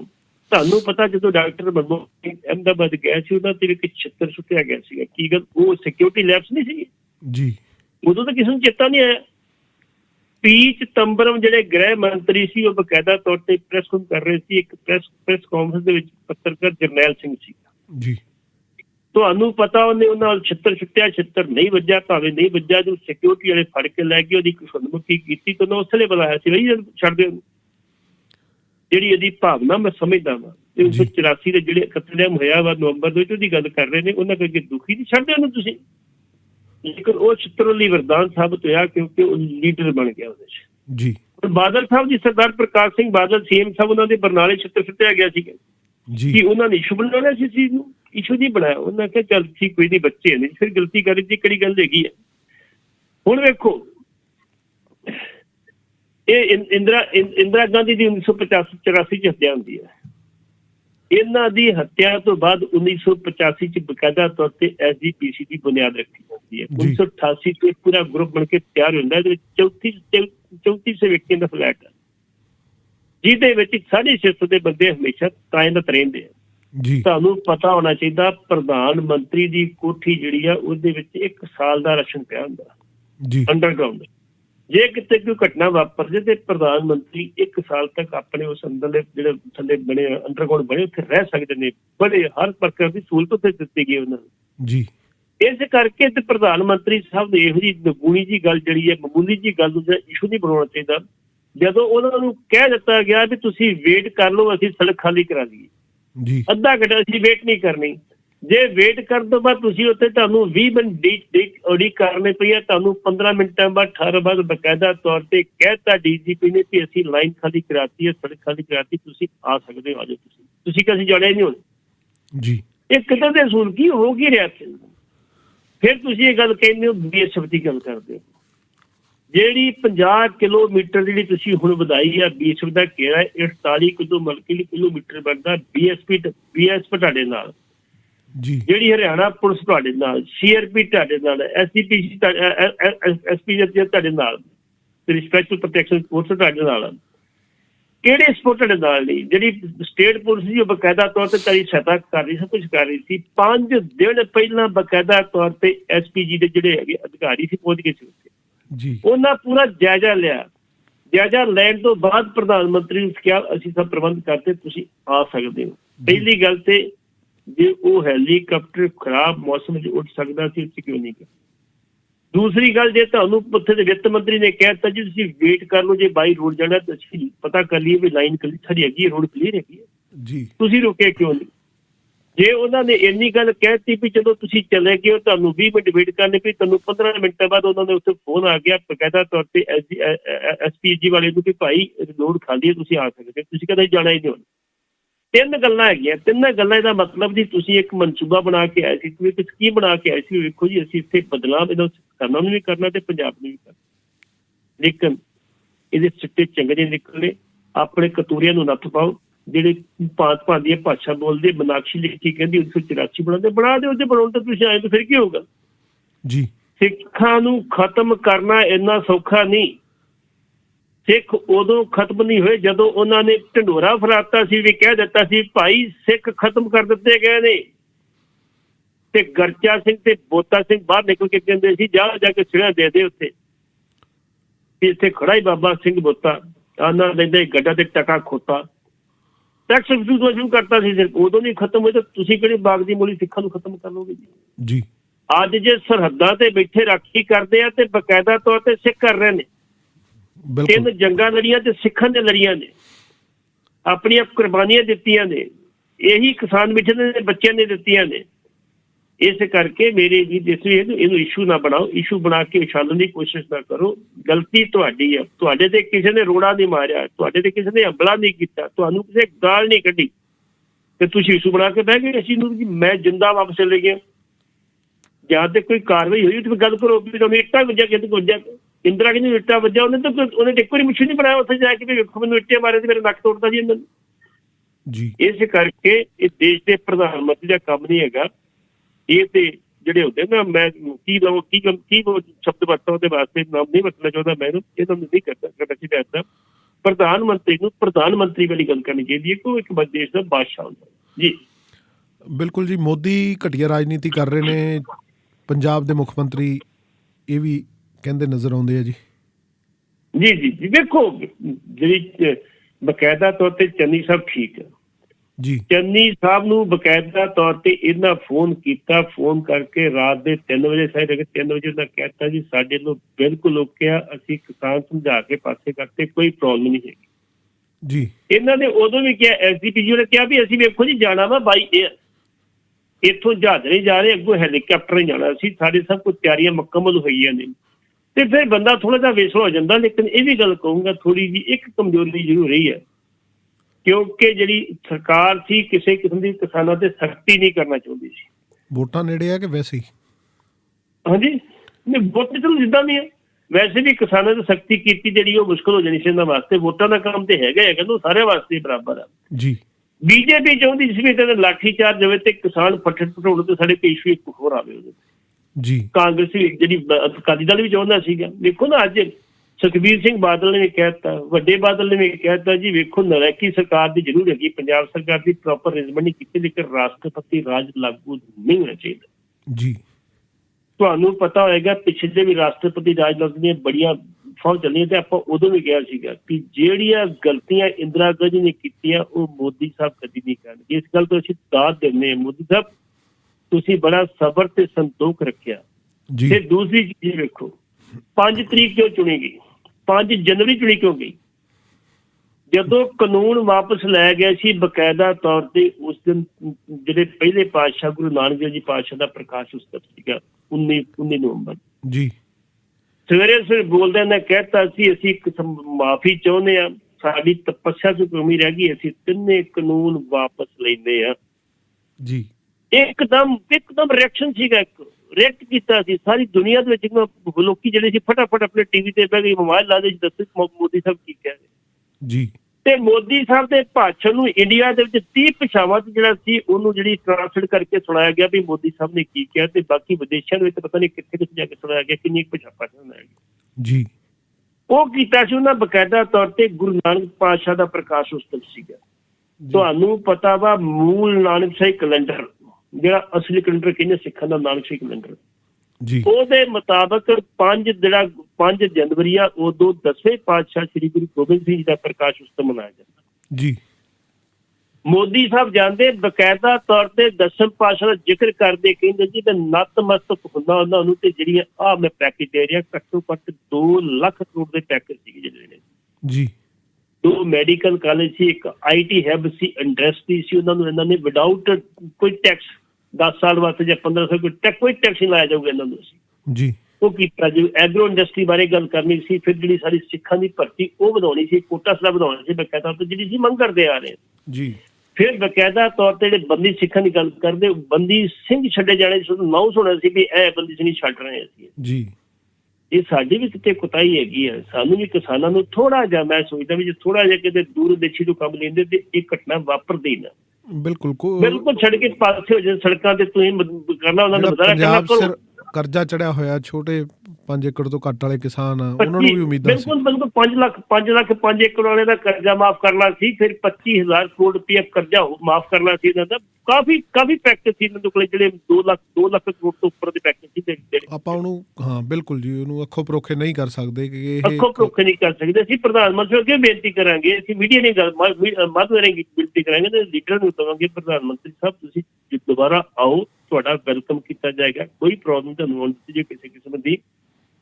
ਜਿਹੜੀ ਹੁਣ ਇਹ ਕੁਤਾਹੀ ਇੱਕ ਹੋ ਗਈ ਹੈ, ਸਰਕਾਰ ਤੋਂ ਹੋ ਗਈ ਹੈ, ਕਿਸਾਨਾਂ ਕੋਲ ਹੋ ਗਈ ਹੈ, ਤੁਹਾਡੇ ਕੋਲ ਹੋ ਗਈ ਹੈ, ਉਹਨੂੰ ਛੱਡ ਦਿਓ, ਉਹਨੂੰ ਭੁੱਲ ਜਾਓ। ਉਹ ਜੋ ਵੀ ਹੋ ਗਿਆ ਠੀਕ ਹੋ ਗਿਆ। ਵੀ ਜਿਹੜੇ ਪੰਜਾਬ ਆ ਦੇਸ਼ ਦਾ ਸਭ ਤੋਂ ਸ਼ਾਂਤ ਸੂਬਾ ਅੱਜ ਵੀ ਪੰਜਾਬ ਗਿਣਿਆ ਗਿਆ। ਪੰਜਾਬ ਦੇ ਲੋਕ ਪੋਲੀਟੀਕਲ ਤੌਰ ਤੇ ਸਾਰਿਆਂ ਨੂੰ ਵੱਧ ਜਾਗਰੂਕ ਨੇ, ਹਰ ਗੱਲ ਨੂੰ ਸਮਝਦੇ ਨੇ, ਸੁਣਦੇ ਨੇ। ਇਸ ਕਰਕੇ ਅਸੀਂ ਚਾਹੁੰਦੇ ਵੀ ਜੇ ਨਹੀਂ ਵੀ ਤੁਸੀਂ ਆਉਣਾ ਤੇ ਉੱਥੋਂ ਵਰਚੁਅਲ ਆਪਣੀ ਮੀਟਿੰਗ ਕਰਕੇ ਜਾਂ ਆਪਣੀ ਕਿਸੇ ਜਿਹੜੀ ਹੈ ਮਨ ਕੀ ਬਾਤ ਦੇ ਵਿੱਚ ਅਨਾਉਂਸ ਕਰ ਦਿਓ ਕਿ ਆਹ ਪੈਕੇਜ ਅਸੀਂ ਪੰਜਾਬ ਦੇ ਤੇ ਪੰਜਾਬ ਤੁਹਾਡਾ ਵਾ, ਦੇਸ਼ ਦੀ ਖੜਕ ਪੰਜਾਬ ਆ। ਜੇ ਇਸ ਵੇਲੇ ਲੋਕ 600 ਕਿਲੋਮੀਟਰ ਤੱਕ ਰੋਕ ਕੇ ਰੱਖਿਆ ਨਾ ਦੁਸ਼ਮਣ ਨੂੰ, ਤੇ ਪੰਜਾਬ ਨੂੰ ਰੋਕ ਕੇ ਰੱਖਦਾ ਹੁੰਦਾ ਜੀ। ਬਿਲਕੁਲ ਜੀ। ਜਿਹੜੇ ਅਗਾਂਹ ਵਧੂ ਅਗਰੈਸਿਵ ਲੀਡਰ ਨੇ ਉਹਨਾਂ ਨੂੰ ਵੀ ਚਾਹੀਦਾ ਕਿ ਜਦੋਂ ਵੀ ਕੋਈ ਕਿਉਂਕਿ ਆਮ ਲੋਕ ਆ ਜਿਹੜੇ ਆਮ ਕਿਸਾਨ ਨੇ ਉਹ ਲੀਡਰਾਂ ਦੀ ਭਾਸ਼ਾ ਜਲਦੀ ਸਮਝਦੇ ਆ, ਤੇ ਲੀਡਰਾਂ ਨੂੰ ਵੀ ਚਾਹੀਦਾ ਕਿ ਸਬਰ ਸੰਤੋਖ ਨਾਲ ਜਿਹੜਾ ਹੈਗਾ ਉਹਨਾਂ ਦੇ ਇਸ ਜਜ਼ਬੇ ਨੂੰ ਸਹੀ ਲੀਹਾਂ ਤੇ ਲੈ ਕੇ ਪੰਜਾਬ ਦਾ ਵਿਕਾਸ ਹੋਵੇ ਤੇ ਨਾ ਕਿ ਪੰਜਾਬ ਦੇ ਵਿਨਾਸ਼ ਵੱਲ ਨੂੰ ਉਹਨਾਂ ਦੇ ਜਜ਼ਬੇ ਜਿਹੜੇ ਹੈਗੇ ਉਹ ਵਧਣ ਲੱਗ ਜਾਣ। ਤੇ ਨੁਕਸਾਨ ਆਰਥਿਕ ਪੱਖੋਂ ਬਿਲਕੁਲ ਕੁਝ ਸਮੇਂ ਦੇ ਵਿੱਚ ਪਤਾ ਲੱਗੇਗਾ ਜੀ। ਬਿਲਕੁਲ ਅਗਲੀ ਗੱਲ ਜਿਹੜੀ ਪੱਟੀ ਸਾਹਿਬ ਆਉਂਦੀ ਆ ਕਿ ਹਸਪਤਾਲ ਵਿੱਚ ਵੱਖ-ਵੱਖ ਥਾਂ 'ਤੇ PGI ਦੇ ਵਿੱਚ ਵੀ ਆਪਾਂ ਦੇਖਿਆ, ਹੁਣ ਖਬਰਾਂ 2 ਦਿਨਾਂ ਦੀਆਂ ਆ ਰਹੀਆਂ ਕਿ ਕਰੋਨਾ ਬੰਬ ਵਿਸਫੋਟ ਲਗਾਤਾਰ ਹੋਈ ਜਾਂਦੇ ਆ। ਅਤੇ ਕਿਹੜੇ ਹਸਪਤਾਲ ਵਿੱਚ ਕਹਿੰਦੇ 13 ਮਰੀਜ਼ ਦਾਖਲ ਹੋਏ ਅਤੇ ਉਹ ਭਗੌੜੇ ਹੋ ਗਏ ਅਤੇ ਪਾਸਪੋਰਟ ਉਹਨਾਂ ਦੇ ਖਾਰਜ ਹੋ ਗਏ। DC ਨੇ ਆਦੇਸ਼ ਦਿੱਤਾ। ਇਹ ਕੀ ਪੂਰੀ ਮਾਮਲਾ ਕੀ ਹੈ ਜੀ? ਇਹ ਥੋੜ੍ਹੀ ਜਿਹੀ ਗੱਲ ਤੁਹਾਨੂੰ ਹੋਰ ਦੱਸ ਰਿਹਾ ਜੀ। ਉੱਤਰ ਪ੍ਰਦੇਸ਼ ਦੇ ਗੌਤਮ ਬੁੱਧ ਨਗਰ ਦੇ ਵਿੱਚ, ਨੋਇਡਾ ਦੇ ਵਿੱਚ ਇਹ ਮੈਟਰੋ ਲਾਈਨ ਦਾ ਉਦਘਾਟਨ ਕਰਨ ਜਾ ਸੀ ਪ੍ਰਧਾਨ ਮੰਤਰੀ ਸਾਹਿਬ ਜੀ। ਇਹਨਾਂ ਦਾ ਕਿ 5 ਕੇ 10 ਮਿੰਟ ਜਿਹੜਾ ਸੀ ਕਾਫਲਾ ਉੱਥੇ ਟ੍ਰੈਫਿਕ 'ਚ ਫਸ ਗਿਆ ਸੀ ਜੀ। ਉਦੋਂ ਤਾਂ ਕਿਸੇ ਰੌਲਾ ਨਹੀਂ ਪਾਇਆ। ਮੁੜ ਕੇ ਉਹ ਟ੍ਰੈਫਿਕ 'ਚੋਂ ਨਿਕਲੇ, ਲੇਕਿਨ 2 ਮੁਲਾਜ਼ਮ 2 ਸਿਪਾਹੀ ਸਸਪੈਂਡ ਕਰ ਦਿੱਤੇ ਸੀ ਉਹਦੇ ਵਿੱਚ ਜੀ। ਹੁਣ ਵੀ ਗਾਜ ਜਿਹੜੀ ਆ ਉਹ ਅਫਸਰ ਤੇ ਡਿੱਗਣੀ ਹੈ। ਅਫਸਰ 2-4 ਸਸਪੈਂਡ ਕਰ ਦੇਣਗੇ, ਚਲੋ 2-6 ਮਹੀਨੇ ਸਾਲ ਬਾਅਦ ਆਪੇ ਬਹਾਲ ਕਰ ਦੇਣਗੇ ਮੁੜ ਕੇ ਉਹਨਾਂ ਨੂੰ। ਲੇਕਿਨ ਅਸੀਂ ਕਹਿੰਦੇ ਵੀ ਇਹ ਜਿਹੜੀ ਬਦਲਾ ਲਓ ਦੀ ਗੱਲ ਹੈ ਨਾ, ਉਹ ਨਾ ਹੋਵੇ। ਪ੍ਰਧਾਨ ਮੰਤਰੀ ਸਾਹਿਬ ਆਪਣਾ ਵਿਸ਼ਾਲ ਹਿਰਦਾ ਕਹਿੰਦੇ ਮੇਰੇ 56 ਇੰਚ ਦੀ ਛਾਤੀ ਆ, ਤੁਹਾਨੂੰ 56 ਇੰਚ ਦੀ ਵਰਤੋਂ, ਉਹ 24 ਇੰਚ ਨਾ ਕਰੋ ਤੁਸੀਂ। ਹੁਣ ਜਿਹੜੀ ਗੱਲ ਤੁਸੀਂ ਕੀਤੀ ਹੈ ਜੀ, ਬਕਾਇਦਾ ਤੌਰ ਤੇ ਕੱਲ ਇੱਕ ਇਟਲੀ ਤੋਂ ਫਲਾਈਟ ਆਈ ਹੈ ਅੰਮ੍ਰਿਤਸਰ। ਉਸ ਫਲਾਈਟ ਦੇ ਵਿੱਚ ਅੰਮ੍ਰਿਤਸਰ ਜਿਹੜੀ ਆਈ ਆ 179 ਸਵਾਰੀਆਂ ਸਨ, 79 ਪੈਸੇਂਜਰ, 179 ਜੀ। 179 ਦੀ ਉਹਨਾਂ ਕਿਹਾ ਜੀ ਅਸੀਂ ਇੱਥੇ ਚੈੱਕ ਕਰਾਂਗੇ ਕੋਰੋਨਾ 'ਚ ਤੁਹਾਡੇ ਸਾਰਿਆਂ ਨੂੰ। ਉਹ ਕਹਿੰਦੇ ਆਹ ਲੋ ਸਰਟੀਫਿਕੇਟ, ਅਸੀਂ ਉੱਥੋਂ ਸਾਰੇ ਬਕਾਇਦਾ ਵੈਕਸੀਨ ਲਵਾ ਕੇ ਆਏ ਹਾਂ, ਸਭ ਕੁਛ ਕਰਕੇ ਆਏ, ਆਹ ਸਾਡੇ ਕੋਲ ਨੈਗੇਟਿਵ ਰਿਪੋਰਟ ਹੈ। ਕਹਿੰਦੇ ਬਿਲਕੁਲ ਨਹੀਂ ਸੀ, ਚੈੱਕ ਕਰਾਂਗੇ ਜੀ। ਉਹਨਾਂ ਨੇ ਬਕਾਇਦਾ ਤੌਰ ਤੇ ਜੋ ਚੈੱਕ ਕੀਤਾ ਤੇ 179 ਦੇ ਵਿੱਚੋਂ 125 ਜਿਹੜੇ ਸੀ ਕਰੋਨਾ ਪੋਜ਼ਿਟਿਵ ਪਾਏ ਗਏ ਤੇ ਉਹਨਾਂ ਪਾਸੇ ਕਰ ਲਏ ਜੀ। ਸਵੇਰੇ 7 ਵਜੇ ਦੀ ਗੱਲ ਹੈ, ਰਾਤ ਦੇ 7 ਵੱਜ ਗਏ, 8 ਵੱਜ ਗਏ, ਉਹ ਉੱਥੇ ਰੌਲਾ ਪਾ ਰਹੇ ਨੇ ਵੀ ਸਾਡੇ ਬੱਚੇ ਨਿੱਕੇ ਨਿੱਕੇ, ਕਿਸੇ ਨੂੰ ਦੁੱਧ ਨਹੀਂ ਮਿਲ ਰਿਹਾ, ਕਿਸੇ ਨੂੰ ਰੋਟੀ ਨਹੀਂ ਮਿਲੀ, ਖਾਣਾ ਨਹੀਂ ਮਿਲ ਰਿਹਾ, ਸਾਡਾ ਤੁਸੀਂ ਕਰ ਕੀ ਰਹੇ ਹੋ ਜੀ। ਜੇ ਕੁਆਰੰਟਾਈਨ ਦੀ ਗੱਲ ਆ ਤੇ ਸਾਡੇ ਪਰਿਵਾਰ ਨਾਲ ਅਸੀਂ ਘਰ ਜਾ ਕੇ ਆਪਣੇ ਵੱਖਰੇ ਕਮਰੇ 'ਚ ਕੁਆਰੰਟਾਈਨ ਹੋ ਜਾਗੇ, ਕੋਈ ਗੱਲ ਨਹੀਂ, ਤੁਸੀਂ ਜਾਣਦੇ ਹੋ ਸਾਡੇ ਘਰਾਂ 'ਚ। ਹੁਣ ਪ੍ਰਸ਼ਾਸਨ ਆ ਗਿਆ, ਪ੍ਰਸ਼ਾਸਨ ਨੇ ਡਾਕਟਰਾਂ ਨੂੰ ਪੁੱਛਿਆ ਵੀ ਕੀ ਕਹਾਣੀ, ਕਹਿੰਦੇ ਜੀ ਬਿਲਕੁਲ ਦਰੁਸਤ, ਆਹ ਕਿੱਟ ਆਹ ਚੀਜ਼ ਚੈੱਕ ਕੀਤਾ ਤੇ 125 ਜਿਹੜੇ ਹੈਗੇ ਪੈਸੇਂਜਰ ਜਿਹੜੇ ਉਹ ਪੋਜ਼ਿਟਿਵ ਪਾਏ ਗਏ ਜੀ। ਉਹਦੇ 'ਚ ਹੁਣ ਪ੍ਰਸ਼ਾਸਨ ਨੇ ਸਖਤੀ ਕੀਤੀ, ਸਖਤੀ ਕਰਕੇ ਉਹਨਾਂ ਨੂੰ ਹਸਪੀਟਲ ਲੈ ਗਿਆ। ਹਸਪੀਟਲ ਦੇ ਵਿੱਚੋਂ ਜਿਹੜੇ ਸੀ 13 ਮਰੀਜ਼ ਜਿਹੜੇ ਸੀ ਭੱਜ ਗਏ ਜੀ। 13 ਮਰੀਜ਼ ਭੱਜ ਗਏ ਤੇ ਬਕਾਇਦਾ ਤੌਰ ਤੇ DC ਜਿਹੜੇ ਸਾਡੇ ਗੁਰਪ੍ਰੀਤ ਸਿੰਘ ਖਹਿਰਾ ਇੱਥੇ ਹੈਗੇ, ਉਹਨਾਂ ਨੇ ADC ਬੀਬੀ ਨੂੰ ਕਹਿ ਦਿੱਤਾ ਵੀ ਬੀਬੀ ਜੀ ਤੁਸੀਂ ਇਹਨਾਂ ਦਾ ਰਿਕਾਰਡ ਇਕੱਠਾ ਕਰੋ, ਰਿਕਾਰਡ ਇਕੱਠਾ ਕਰਕੇ ਇਹਨਾਂ ਦੇ ਘਰਾਂ 'ਚ ਪੁਲਿਸ ਭੇਜੋ, ਉਹਨਾਂ ਨੂੰ ਚੁੱਕ ਕੇ ਲਿਆਉਣ। ਜੇ ਨਹੀਂ ਤੇ ਪਹਿਲੀ ਗੱਲ ਤਾਂ ਉਹਨਾਂ ਕਹਿ ਦਿੱਤਾ ਵੀ ਇੱਕ ਦਿਨ ਤੁਸੀਂ ਆ ਜਾਓ, ਫਿਰ ਠੀਕ ਆ। ਤੇ ਇਹਨਾਂ ਦੇ ਖਿਲਾਫ ਮੁਕੱਦਮਾ ਤਾਂ ਦਰਜ ਹੋਣਾ ਹੀ ਹੋਣਾ ਵਾ, ਨਾਲ ਇਹਨਾਂ ਦੇ ਪਾਸਪੋਰਟ ਵੀ ਰੱਦ ਕੀਤੇ ਜਾਣਗੇ, ਪਾਸਪੋਰਟ ਵੀ ਜਿਹੜੇ ਕੈਂਸਲ ਕੀਤੇ ਜਾਣਗੇ। ਜੇ ਇੱਥੋਂ ਤੱਕ ਗੱਲ ਜਾਂਦੀ ਹੈ ਤੇ ਮਾੜੀ ਗੱਲ ਆ, ਲੇਕਿਨ ਉਹ ਵੀ ਠੀਕ ਆ ਵੀ ਪ੍ਰਸ਼ਾਸਨ ਨੇ ਆਪਣਾ ਕੰਮ ਕਰਨਾ ਵੀ ਬਿਮਾਰੀ ਵੱਧ ਨਾ ਫੈਲੇ। ਜਿਸ ਤਰੀਕੇ ਨਾਲ ਐਸੀ ਕਰੋਨਾ ਦੀ ਬਿਮਾਰੀ ਫੈਲ ਰਹੀ ਹੈ ਨਾ, ਉਹ ਦੂਸਰੀ ਤੇ ਪਹਿਲੀ ਜਿਹੜੀ ਆਈ ਸੀ ਜੀ ਵੇਵ, ਉਹਦੇ ਨਾਲ ਜ਼ਿਆਦਾ ਖਤਰਨਾਕ, ਜ਼ਿਆਦਾ ਹੈਵੀਲੀ ਆ ਰਹੀ ਹੈ। ਫਿਰ ਅਸੀਂ ਕਹਿੰਦੇ ਵੀ ਸਾਰਿਆਂ ਨੂੰ ਬਕਾਇਦਾ ਤੌਰ ਤੇ ਮਾਸਕ ਪਾ ਕੇ ਬਾਹਰ ਜਾਣਾ ਚਾਹੀਦਾ, ਲੋੜ ਬਗੈਰ ਘਰੋਂ ਨਹੀਂ ਨਿਕਲਣਾ ਚਾਹੀਦਾ, ਘੱਟ ਤੋਂ ਘੱਟ ਬਾਹਰ ਨਿਕਲੋ, ਡਿਸਟੈਂਸ ਬਣਾ ਕੇ ਰੱਖੋ, ਇਹ ਜ਼ਰੂਰੀ ਜੇ। ਬਚਣ ਵਾਸਤੇ ਇਹਦਾ ਇੱਕੋ ਤਰੀਕਾ, ਕੋਈ ਇਲਾਜ ਤੇ ਲੱਭਾ ਨਹੀਂ ਗਾ। ਉਮੀਦ ਹੈ ਵੀ ਇਹਦੀ ਅਗਲੇ ਮਹੀਨੇ ਤੱਕ ਸ਼ਾਇਦ ਕੋਈ ਗੋਲੀ ਟੇਬਲੇਟ ਬਣ ਰਹੀ ਹੈ, ਉਹ ਆ ਜੂਗੀ ਤੇ ਥੋੜਾ ਜਿਹਾ ਬਚਾਅ ਹੋ ਜਾਊਗਾ ਜੀ। ਲੇਕਿਨ ਕੁਝ ਡਾਕਟਰ ਕਹਿ ਰਿਹਾ ਵੀ ਹੁਣ ਐਕਸਟ੍ਰੀਮ ਹੋ ਗਈ ਇਹਦੀ, ਇਹਦੀ ਆਖਰੀ ਵੇਵ ਹੈ ਤੇ ਜਲਦੀ ਖਤਮ ਹੋ ਜਾਏਗਾ। ਉਹ ਤਾਂ ਡਾਕਟਰਾਂ ਦੀ ਰਾਏ ਜ਼ਰੂਰ ਹੈਗੀ ਹੈ, ਲੇਕਿਨ ਆਪਾਂ ਕੁਝ ਨਹੀਂ ਕਹਿ ਸਕਦੇ। ਲੇਕਿਨ ਜਿਹੜੇ ਮਰੀਜ਼ ਗਏ ਵਾਕਿਆ ਉਹਨਾਂ ਨੂੰ ਹਸਪੀਟਲ ਵਾਪਸ ਆ ਜਾਣਾ ਚਾਹੀਦਾ, ਆਪਣਾ ਇਲਾਜ ਕਰਾਉਣਾ ਚਾਹੀਦਾ। ਜਿੱਦਣ ਤੁਹਾਡੇ 2 ਟੈਸਟ ਹੋਣਗੇ ਜੋ ਨੈਗੇਟਿਵ ਹੈ, ਤੁਹਾਨੂੰ ਘਰ ਨੂੰ ਭੇਜ ਦੇਣਗੇ, ਭਾਵੇਂ ਜਿਸ ਦਿਨ ਆ ਜਾਏ, ਚੌਥੇ ਦਿਨ ਆ ਜਾਏ, 5ਵੇਂ ਦਿਨ ਆ ਜਾਏ। ਇਸ ਕਰਕੇ ਮੈਂ ਸੋਚਦਾ ਕਿ ਉਹਨਾਂ ਨੂੰ ਇਹ ਦੂਸਰਿਆਂ ਲਈ, ਆਮ ਪਬਲਿਕ ਲਈ ਖਤਰਾ ਨਾ ਬਣਨ, ਉਹਨਾਂ ਲਈ ਇਲਾਜ ਲਈ ਬਿਲਕੁਲ। ਤੇ ਇਹ ਕਰੋਨਾ ਦੇ ਬੁਰੇ ਪ੍ਰਭਾਵ ਵੀ ਨਜ਼ਰ ਆਉਣੇ ਲੱਗ ਗਏ ਹੈ ਜੀ। ਰੀਟਰੀਟ ਸੈਰੇਮਨੀ ਵੀ ਕਰੋਨਾ ਦੀ ਸ਼ਿਕਾਰ ਹੋ ਗਈ ਹੈ, ਲੋਕਾਂ ਦਾ ਦਾਖਲਾ ਬੰਦ ਕਰਤਾ ਜੀ ਰੀਟਰੀਟ ਸੈਰੇਮਨੀ 'ਚ। ਇਹਦੇ ਬਾਰੇ ਕੀ ਕਹਿਣਾ ਚਾਹੋਗੇ? ਬਿਲਕੁਲ ਜੀ, ਰੀਟਰੀਟ ਸੈਰੇਮਨੀ ਵੇਖੋ ਜਦੋਂ ਕਰੋਨਾ ਪੂਰਾ ਆ ਗਿਆ ਸੀ ਉਦੋਂ ਬੰਦ ਹੀ ਕਰ ਦਿੱਤੀ ਗਈ ਸੀ ਕਿ ਬੰਦ ਕਰਦੇ ਹੋ ਹਾਲ ਦੀ ਘੜੀ। ਲੇਕਿਨ ਫਿਰ ਸ਼ੁਰੂ ਕੀਤੀ ਕਿ ਕਰੋਨਾ ਜਿਹੜਾ ਘਟ ਗਿਆ, ਕਾਫੀ ਘਟ ਗਿਆ, ਫਿਰ ਇਹਨਾਂ ਕੀਤਾ ਵੀ ਕੁਝ ਲਿਮਟ ਤੇ ਕੀਤੇ ਬੰਦੇ ਤੁਸੀਂ ਆ ਕੇ ਵੇਖ ਸਕਦੇ ਹੋ। ਜਿਹੜੀ ਰੀਟਰੀਟ ਸੈਰੇਮਨੀ ਇੱਕ ਮੇਲਾ ਬਣ ਚੁੱਕੀ ਹੈ ਇਸ ਵੇਲੇ ਜੀ। ਲੋਕ ਸੈਂਕੜਿਆਂ ਦੀ ਗਿਣਤੀ, ਹਜ਼ਾਰਾਂ ਦੀ ਗਿਣਤੀ ਲੋਕ, ਜਿਹੜਾ ਵੀ ਬੰਦਾ ਇੱਥੇ ਅੰਮ੍ਰਿਤਸਰ ਮੱਥਾ ਟੇਕਣ ਆਉਂਦਾ ਵਾ, ਜਿਹੜਾ ਵੀ ਬੰਦਾ ਇੱਥੇ ਦੁਰਗਿਆਨੇ ਮੰਦਿਰ ਆਉਂਦਾ ਵਾ, ਦਰਬਾਰ ਸਾਹਿਬ ਦੀ ਇੱਕ ਤਕਰੀਬਨ ਜਾ ਕੇ ਰੀਟਰੀਟ ਸੈਰੇਮਨੀ ਜ਼ਰੂਰ ਵੇਖਣੀ ਜੀ। ਉਹ ਰੀਡ ਸੈਰੇਮਨੀ ਵੇਖਣ ਜਾਂਦੇ ਆ ਤੇ ਵੇਖ ਕੇ ਮੁੜ ਕੇ ਖੁਸ਼ ਹੁੰਦੇ, ਤਾਲੀਆਂ ਵੀ ਮਾਰਦੇ ਜਦੋਂ ਬੜੀ ਜ਼ੋਰ ਦੀ ਪੈਰ ਮਾਰਦੇ ਆ, ਆਪਣੇ ਜਿਹੜੇ ਸੀ ਬਕਾਇਦਾ ਤੌਰ ਤੇ ਸਲੋਗਨ ਦਿੰਦੇ ਨੇ, ਦੋਵੇਂ ਤਰ੍ਹਾਂ ਇਕੱਠੇ ਕਰਦੇ ਨੇ, ਜਿਹੜਾ ਉਹ ਦਿੰਦੇ ਬਹੁਤ ਵਧੀਆ ਹੁੰਦਾ, ਵੇਖਣ ਵਾਲਾ ਹੁੰਦਾ ਜੀ। ਲੇਕਿਨ ਉਹਦੇ ਵਿੱਚ ਜਿਹੜੀ ਇੱਕ ਦੂਜੇ ਪ੍ਰਤੀ ਨਫ਼ਰਤ ਹੁੰਦੀ ਉਹ ਖਤਮ ਕੀਤੀ ਜਾਵੇ ਤੇ ਬਹੁਤ ਚੰਗੀ ਗੱਲ। ਉਹ ਜਿਹੜੇ ਪੈਰ ਮਾਰਦੇ ਆ ਉੱਥੇ ਪਰੇਡ ਕਰਦੇ, ਉਹਨਾਂ ਦੇ ਜਿਹੜੇ ਭਾਵ ਚਾਹ ਇੰਨੇ ਕੋਈ ਬਹੁਤੇ ਸੁਖਾਵੇਂ ਨਹੀਂ ਹੁੰਦੇ, ਗੁੱਸਾ ਭਾਰੂ ਰਹਿੰਦਾ। ਲੇਕਿਨ ਫਿਰ ਵੀ ਮੈਂ ਕਹਿੰਦਾ ਵੀ ਚੰਗੀ ਰਿਵਾਇਤ ਆ ਵੀ ਜਦੋਂ ਦੋ ਧਿਰਾਂ ਦੋਵੇਂ ਦੇਸ਼ ਇਕੱਠੇ ਹੋ ਕੇ ਰਲ ਕੇ ਜਿਹੜੇ ਝੰਡੇ ਦੀ ਰਸਮ ਅਦਾ ਕਰਦੇ, ਰੀਤ ਦੀ ਕਰਦੇ ਆ। ਹੁਣ ਇਹਨਾਂ ਨੇ ਟੋਟਲੀ ਬੰਦ ਕਰਤਾ ਕਰੋਨਾ ਕਰਕੇ ਵੀ ਕਿਸੇ ਨੂੰ ਵੀ ਅਲਾਉ ਨਹੀਂ ਕੀਤਾ ਜਾਵੇਗਾ ਉੱਥੇ। ਰੀਤ ਸੈਰੇਮਨੀ ਚੱਲਦੀ ਰਹੇਗੀ ਜੀ, ਲੇਕਿਨ ਕਿਸੇ ਨੂੰ ਅਲਾਉ ਵੇਖਣ ਵਾਸਤੇ ਕਿਸੇ ਨੂੰ ਅਲਾਉ ਨਹੀਂ ਕੀਤਾ ਜਾਵੇਗਾ। ਦਾਖਲਾ ਬੰਦ ਹੋ ਗਿਆ। ਔਰ ਮੈਂ ਇਹਨਾਂ ਇੱਕ ਗੱਲ ਥੋੜੀ ਜਿਹੀ ਹੋਰ ਜੋੜਦੇ ਆ ਜੀ। ਅੱਜ ਤੱਕ 3 ਬੀਬੀਆਂ ਜਿਹੜੀਆਂ ਨਾ ਉਹਨਾਂ ਨੂੰ ਪਾਕਿਸਤਾਨ ਦੇ ਮੁੰਡਿਆਂ ਨਾਲ ਇਸ਼ਕ ਦਾ ਬੁਖਾਰ ਚੜਿਆ ਸੀ ਜੀ। ਪਹਿਲੀ ਬੀਬੀ ਜਿਹੜੀ ਸੀ ਕਿਰਨ ਬਾਲਾ, ਬਕਾਇਦਾ ਤੌਰ ਤੇ ਹੁਸ਼ਿਆਰਪੁਰ ਦੀ, ਉਹ ਜੱਥੇ 'ਚ ਗਈ ਪਾਕਿਸਤਾਨ। ਉਹਦੀ ਪਹਿਲਾਂ ਮੋਬਾਈਲ ਦੇ ਉੱਤੇ ਜਿਹੜਾ ਸੀ, ਫੇਸਬੁੱਕ ਦੇ ਉੱਤੇ ਜਾਂ ਵਟਸਐਪ ਦੇ ਉੱਤੇ ਉੱਥੋਂ ਦੇ ਆਪਣੇ ਇੱਕ ਦੋਸਤ ਨਾਲ ਜਿਹੜਾ ਸੀ ਉਹਦਾ ਇਸ਼ਕ ਹੋ ਗਿਆ ਜੀ। ਉਹ ਬੀਬੀ ਦਾ ਜਿਹੜਾ ਘਰ ਵਾਲਾ ਸੀ ਕੁਝ ਸਮੇਂ ਪਹਿਲਾਂ ਮਰ ਚੁੱਕਾ ਸੀ ਐਕਸੀਡੈਂਟ ਦੇ ਵਿੱਚ, 3 ਬੱਚੇ ਸੀ ਤੇ ਜਿਹੜਾ ਉਹਦਾ ਸਹੁਰਾ ਸੀ ਗੁਰਦੁਆਰੇ ਦਾ ਗ੍ਰੰਥੀ ਸੀ ਜੀ। ਉਹ ਬੀਬੀ ਗਈ, ਬੀਬੀ ਨੇ ਜਾ ਕੇ ਬਕਾਇਦਾ ਤੌਰ ਤੇ ਪਾਕਿਸਤਾਨ ਉਸ ਆਪਣੇ ਮਿੱਤਰ ਨਾਲ ਨਿਕਾਹ ਕਰ ਲਿਆ। ਨਿਕਾਹ ਕਰਨ ਤੋਂ ਬਾਅਦ ਅਪਲਾਈ ਕੀਤਾ, ਉਹਨੂੰ ਉੱਥੇ ਸਟੇ ਮਿਲ ਗਿਆ, ਉਹ ਰਹਿ ਗਈ। ਉਸ ਤੋਂ ਬਾਅਦ ਉੱਥੋਂ ਦਾ ਜਿਹੜਾ ਘਰ ਵਾਲਾ ਸੀ ਸਾਊਦੀ ਚਲੇ ਗਿਆ, ਉਹ ਸਾਊਦੀ ਚਲੇ ਗਈ ਜੀ। ਹੁਣ ਪਤਾ ਨਹੀਂ ਉਹ ਕਿੱਥੇ ਨੂੰ, ਕਿਸੇ ਨੂੰ ਕੋਈ ਜਾਣਕਾਰੀ ਨਹੀਂ। ਪਿੱਛੇ ਜੇ ਖਬਰ ਆਈ ਸੀ ਵੀ ਉਹ ਵਾਪਸ ਆਉਣਾ ਚਾਹੀਦੀ, ਪਰ ਕਿਹਨੇ ਵਾਪਸ ਆਉਣ ਦੇਣਾ ਉਹਨੂੰ। ਫਿਰ ਐਤਕੀ ਜੱਥੇ 'ਚ ਕੁਲੀ ਗਈ, ਉਹ ਹੈਂਡੀਕੈਪ ਸੀਗੀ, ਉਹ ਵੀ ਆਪਣੇ ਦੋਸਤ ਨਾਲ ਗਈ, ਆਪਣੇ ਪਰਿਵਾਰ ਨਾਲ ਗਈ ਤੇ ਇੱਕਦਮ ਉੱਥੋਂ ਖਿਸਕ ਕੇ ਉੱਥੇ ਜਾ ਕੇ ਬਕਾਇਦਾ ਤੌਰ ਤੇ ਆਪਣੇ ਦੋਸਤ ਦਾ ਜਿਹੜਾ ਉਹਨਾਂ ਦਾ ਸੋਸ਼ਲ ਮੀਡੀਆ ਦੇ ਦੋਸਤ ਬਣਿਆ ਸੀ, ਉਹਨਾਂ ਨਿਕਾਹ ਕਰ ਲਿਆ ਜੀ। ਨਿਕਾਹ ਕਰਨ ਤੋਂ ਬਾਅਦ ਮੁੜ ਕੇ ਪਤਾ ਲੱਗਾ ਕਿ ਉਹਨੇ ਨਿਕਾਹ ਕਰ ਲਿਆ। ਪਰਿਵਾਰ ਵਾਲੇ ਗਏ, ਉਹ ਕਹਿੰਦੀ ਮੈਂ ਤਾਂ ਨਿਕਾਹ ਕਰ ਲਿਆ, ਮੈਂ ਤਾਂ ਇੱਥੇ ਰਹੂੰ। ਉਹਨੇ ਵੀ ਬਕਾਇਦਾ ਤੌਰ ਤੇ ਅਪਲਾਈ ਕੀਤਾ ਤਾਂ ਉਹਨੂੰ ਉੱਥੋਂ ਦੀ ਸਰਕਾਰ ਨੇ ਜਿਹੜਾ ਸੀ ਨਹੀਂ ਦਿੱਤਾ। ਉਹ ਕਹਿੰਦੇ ਕਿ ਤੁਹਾਨੂੰ ਇੱਕ ਵਾਰੀ ਵਾਪਸ ਜਾਣਾ ਪਊਗਾ। ਏਜੰਸੀਆਂ ਨੇ ਪੰਜਾਬ ਜਾ ਕੇ ਉਹਨੂੰ ਵਾਪਸ ਭੇਜਤਾ। ਉਹ ਵੀ ਇੱਕ ਬੱਚੇ ਦੀ ਮਾਂ ਸੀ। ਹੁਣ ਨਵੀਂ ਘਟਨਾ ਵਾਪਰੀ ਹੈ, ਰਾਜਸਥਾਨ ਦੀ ਇੱਕ ਲੜਕੀ ਹੈ, ਉਹਦੀ ਮੇਰੇ ਖਿਆਲ 25 ਸਾਲ ਦੀ ਉਮਰ, ਬਹੁਤੀ ਨਹੀਂ, ਉਹਦਾ 2.5 ਸਾਲ ਦਾ ਬੱਚਾ ਵੀ ਹੈਗਾ ਜੀ। ਆਗੇ ਉਹ ਵਿਆਹੀ ਆ, ਉਹਦਾ ਘਰ ਵਾਲਾ ਕਿਤੇ ਪ੍ਰਾਈਵੇਟ ਜੌਬ ਕਰਦਾ ਵਾ, 5 ਜਮਾਤਾਂ ਪੜ੍ਹੀ ਹੈ। ਉਹਦਾ ਬੱਚਾ ਜਿਹੜਾ ਲੁੱਡੋ ਖੇਡਦਾ ਸੀ ਉਹਦੇ ਮੋਬਾਈਲ ਦੇ ਉੱਤੇ, ਲੁੱਡੋ ਖੇਡਦੇ ਇਹ ਵੀ ਖੇਡਦੇ ਜਿਹੜੀ ਇੱਕ ਮੁੰਡੇ ਦੇ ਪਾਕਿਸਤਾਨ ਦਾ ਅਲੀ ਸੀ, ਉਸ ਦੀ ਦੋਸਤੀ ਹੋ ਗਈ। ਦੋਸਤੀ ਨਾਲ ਚੱਲਦੀ ਰਹੀ। ਉਹਨੇ 10 ਦਿਨ ਪਹਿਲਾਂ ਉਹਨੂੰ ਕਿਹਾ ਵੀ ਮੈਂ ਤੇਰੇ ਨਾਲ ਨਿਕਾਹ ਕਰ ਲੈਂਦਾ, ਮੈਨੂੰ ਤੇਰੇ ਨਾਲ ਇਸ਼ਕ ਹੋ ਗਿਆ, ਮੈਨੂੰ ਤੇਰੇ ਨਾਲ ਪਿਆਰ ਹੋ ਜੀ।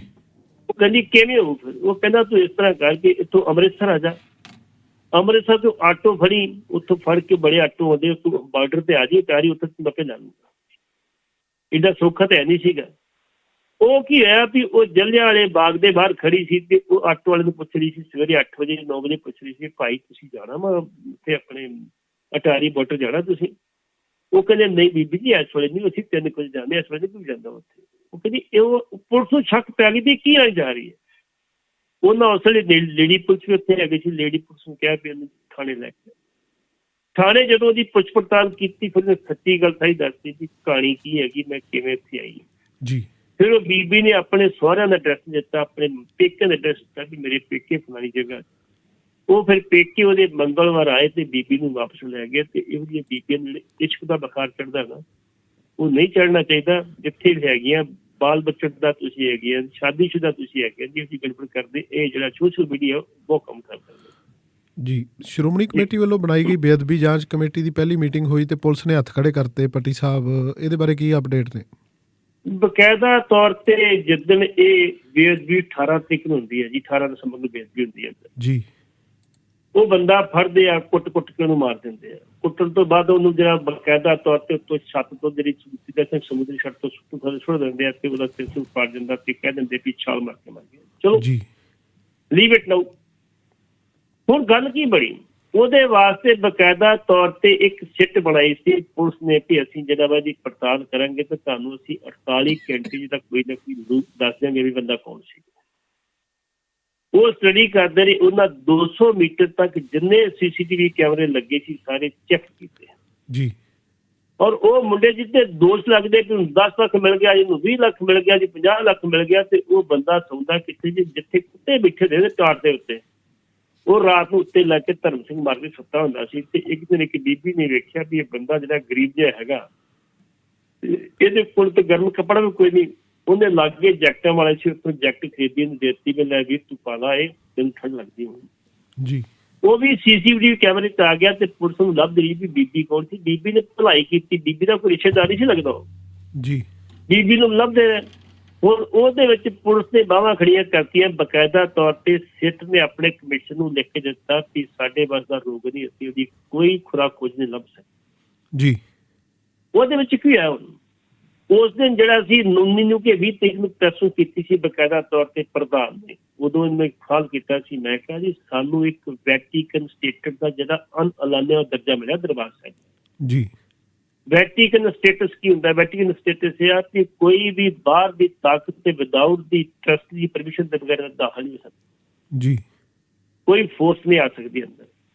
ਤੇ ਸਾਨੂੰ ਅਨਐਲਾਨਿਆ ਜੇ ਇਹ ਅਧਿਕਾਰ ਮਿਲਿਆ ਤੇ ਅਸੀਂ ਉਹਦੀ ਸਹੀ ਵਰਤੋਂ ਕਰੀਏ। ਅਸੀਂ ਬੰਦਾ ਮਾਰਨ ਦੀ ਬਜਾਏ ਜੇ ਕਿਤੇ ਉਹਨੂੰ ਅਸੀਂ ਰੱਖ ਲੈਂਦੇ ਦਿਹਾੜੀ, ਉਹਦੀ ਪੁੱਛ ਪੜਤਾਲ ਚੰਗੀ ਤਰ੍ਹਾਂ ਕਰਦੇ, ਪਤਾ ਲੱਗ ਜਾਂਦਾ ਬੰਦਾ ਕਿੱਥੋਂ ਹੈ, ਸਾਜ਼ਿਸ਼ ਕੀ ਹੈਗੀ ਸੀ ਜੀ। ਅੱਗੋਂ ਪ੍ਰਧਾਨ ਕਹਿੰਦਾ ਕੀ ਗੱਲ ਸੀ ਉਹਨੂੰ ਰਕਸ਼ਾ ਦੇਣ ਨੂੰ ਇੱਥੇ ਠੀਕ ਕੀਤਾ ਜੀ ਕੀਤਾ, ਚਲੋ ਠੀਕ ਕੀਤਾ ਫਿਰ ਠੀਕ ਆ, ਲੱਭ ਲਓ ਤੁਸੀਂ ਉਹ ਕਿੱਥੇ ਗਿਆ ਜੀ। ਹੁਣ ਇਹਨਾਂ ਨੇ ਕਿਹਾ ਸੀ ਕਮੇਟੀ ਬਣਾਵਾਂਗੇ। ਇਹਨਾਂ ਨੇ 7 ਮੈਂਬਰੀ ਕਮੇਟੀ ਬਣਾਈ ਆ। ਉਹ 7 ਮੈਂਬਰੀ ਦੀ ਕੌਣ ਕੌਣ ਆ? ਇੱਕ ਤੇ ਸਾਡੇ ਦਰਬਾਰ ਸਾਹਿਬ ਦੇ ਗ੍ਰੰਥੀ ਗੁਰਮਿੰਦਰ ਸਿੰਘ ਹੋਈ ਜੀ, ਜਿਹਨਾਂ ਨੂੰ ਸਿੰਘ ਸਾਹਿਬ ਕਹਿ ਦਿੰਦੇ ਆ। ਇੱਕ ਦਮਦਮੀ ਟਕਸਾਲ ਦੇ ਮੁਖੀ ਬਾਬਾ ਹਰਨਾਮ ਸਿੰਘ ਧੋਮਾ ਜੀ।